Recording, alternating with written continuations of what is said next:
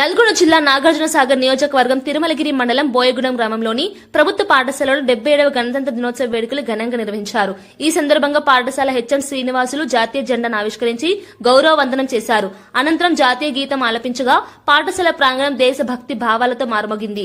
ఈ కార్యక్రమానికి సర్పంచ్ అభ్యర్థి వంగూరి సురేష్, పంచాయతీ కార్యదర్శి స్వాతి, పలువురు వార్డు సభ్యులు హాజరయ్యారు.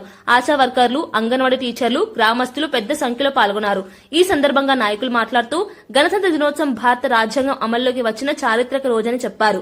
విద్యార్థులు చదువుతో పాటు దేశభక్తి, క్రమశిక్షణను అలవర్చుకోవాలని సూచించారు.